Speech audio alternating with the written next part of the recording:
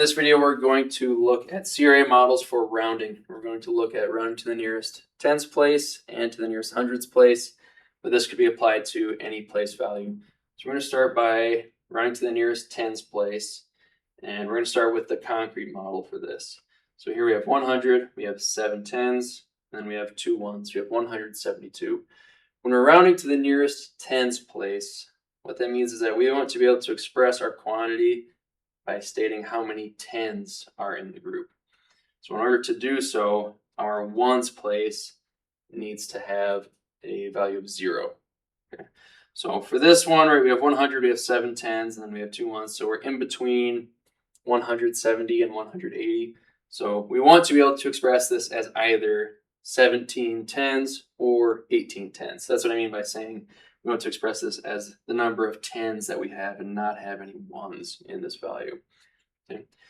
So with the concrete model, essentially what we want to do when we're looking at tens is we want to kind of zero in on this ones place, and what we're trying to look at is the quantity that we have closer to having 0 tens or closer to having 1 10.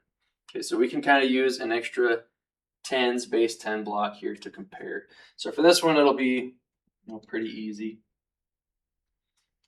Right, so obviously having 0 tens would just be kind of a blank space to the side. So is the 2 closer to having 0, or is it closer to having this full set of 10? So you can see that we're missing 8 little cubes that we would need to make a full 10. So this value of 172, right, we would round this down, right, to 170, or think of this as 17 tens. Okay, so that's the concrete model. A common representational model is going to be a number line. Okay, so you can see up here we have our number line, increments of 10. So we have increments of 10 since we're rounding to the nearest tens place.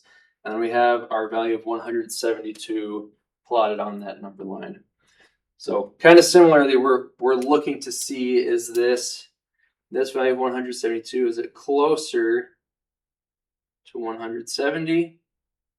Make that arrow a little darker.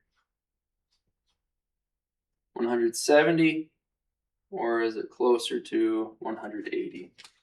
Okay, so obviously in this case, the 172 is closer to 170, so we would round that down to 170.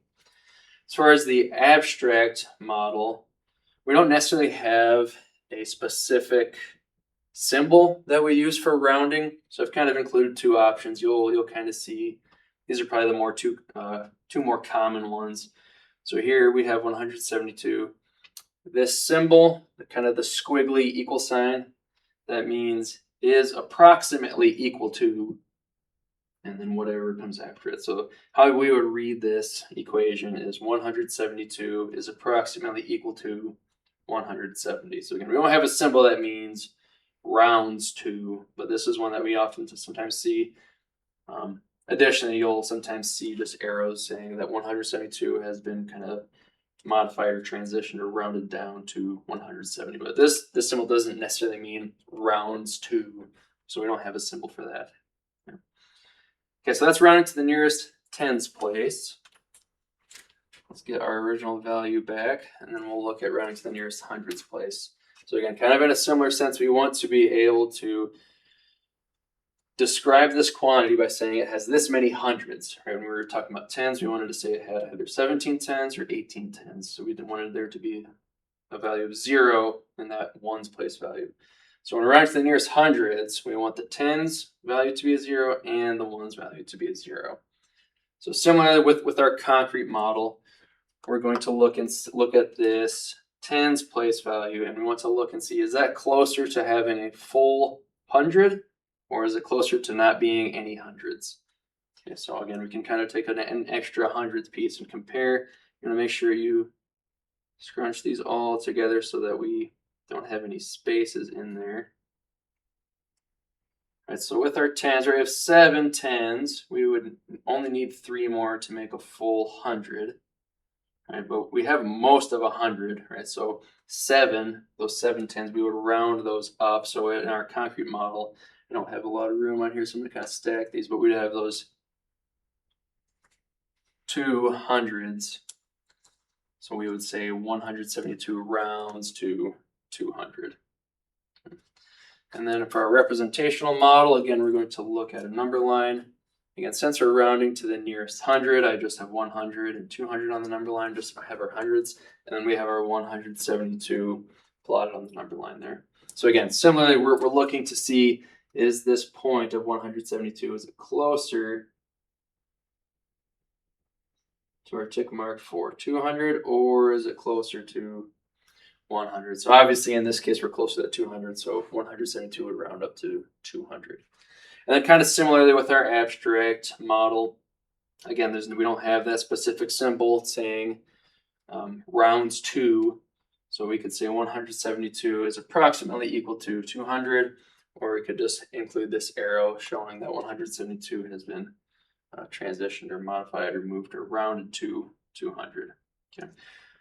So I intentionally kind of picked some of the easier cases. Right, so that kind of brings up the question of 5, right? Because we've talked about rounding up and rounding down, and kind of looking at this obvious difference between whether it's the closest to the next place value or whether it's not much of the next place value. So, for example, we'll just look at, I'll just show this with the concrete model probably. All right. So we'll look at, let's say we have 15, right? We have 110, 5 ones.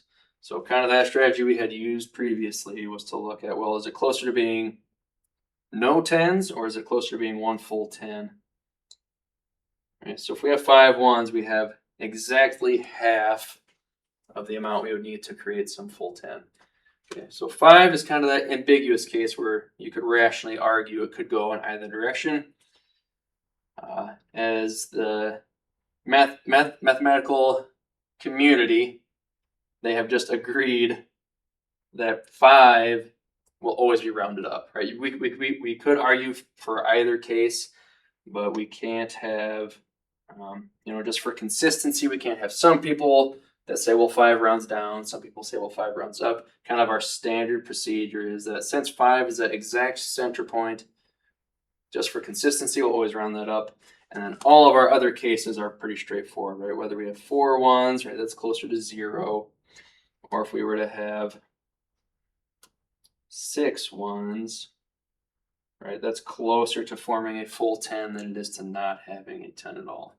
So 5, anything under 5 will round up, or sorry, round down. Anything that is 5 or greater will always round up to the next place value. So again, kind of the models in this case, there's going to be the base 10 blocks, and you can use those place value mats if you'd like. Representational model number lines are going to be really good choices for this. And then abstract, again, we don't have that specific symbol that means rounds to, but sometimes we'll see that approximately equal to symbol, or you might just draw an arrow moving from one to the next.